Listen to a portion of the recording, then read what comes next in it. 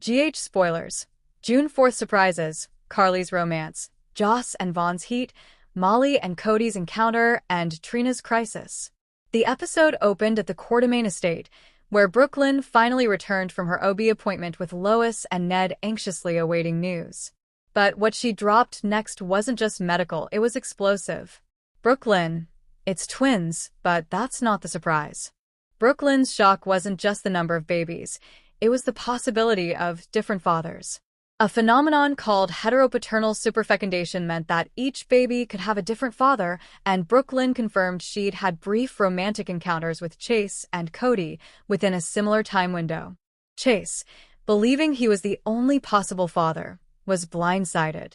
Cody, who had just started emotionally distancing himself due to insecurities, was speechless.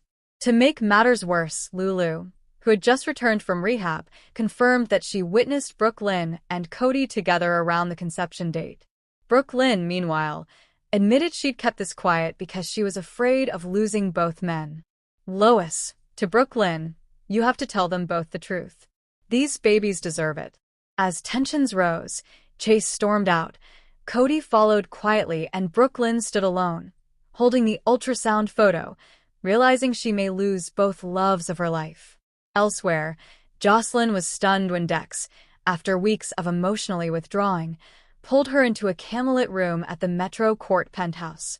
The man who once lived dangerously now confessed he was ready for a different kind of commitment. Dex, nervous but sincere, I bought this ring weeks ago, but I kept thinking I wasn't good enough. But when I thought about losing you, I knew I had to risk everything. He proposed with a simple diamond solitaire, tucked into a photo album of their memories from the past year. Joss, shocked and overcome with emotion, said yes, but not without hesitation. Joss, Dex, I love you, but we have to be honest about the dangers. You said you were out of Sonny's world. Are you? Dex promised his days as an undercover enforcer were over. But just as he slipped the ring on her finger, Michael walked in and overheard everything, his expression unreadable. Michael, softly, you'd better keep her safe or I'll make sure you disappear. The triangle of loyalty between Michael, Joss, and Dex deepened, and the engagement became both a joyous and dangerous surprise. Nina had been emotionally broken since her divorce from Sonny, and her business struggles at Crimson were mounting. But a last-minute visit from Valentine, back from Paris on a WSB mission, reopened a door she thought was long closed. Their reunion happened during a late-night rooftop champagne toast that started with cautious pleasantries, but quickly turned into heated accusations. Valentine, you were always fire and frost. But you were never afraid. Where's that woman? Nina.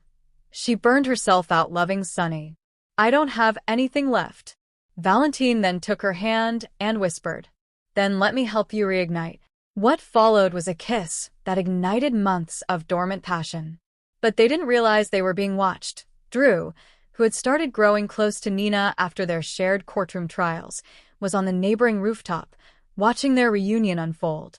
Drew, quietly to himself, so this is who she runs to. What had once been a subtle flirtation between Drew and Nina now turned into potential romantic rivalry, setting up a surprise love triangle no one expected.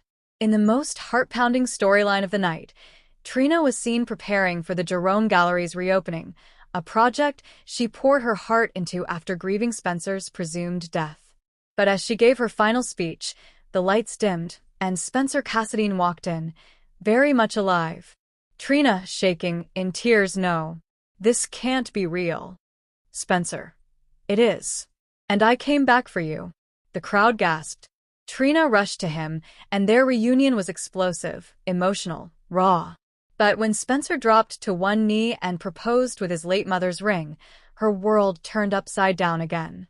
Marry me, Trina. Let's finish what we started. Before she could answer, Esme entered, also alive, clutching a baby, claiming Spencer was the father and had known all along. Esme. Tell her the truth, Spencer, or I will. Trina, stunned, backed away. Trina, to Spencer, I waited. I mourned you. And you were building a life with her? Spencer tried to explain it was a lie, that Esme used IVF while he was in captivity, but the damage had been done. The episode ended with Trina running out, Spencer chasing her, and Esme smiling coldly at the camera. The 4 romantic bombshells of June 4th, 2025, shook the foundation of every major couple in Port Charles. Brooklyn now faces a paternity scandal with 2 men she deeply loves, one of whom may walk away forever. Jocelyn is engaged, but the ghost of Dex's past may rise to haunt her happiness. Nina and Valentine's kiss opens old wounds and fresh temptation, as Drew's jealousy quietly brews. Trina's heart has been ripped apart again, just as Spencer returns with a proposal and a possible child.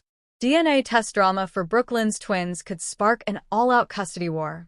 Michael and Carly begin digging into Dex's finances. Is he really clean? Esme's real motives will surface when someone finds her hidden journal. And Ava may hold a secret about Spencer's death that could destroy what's left of his relationship with Trina.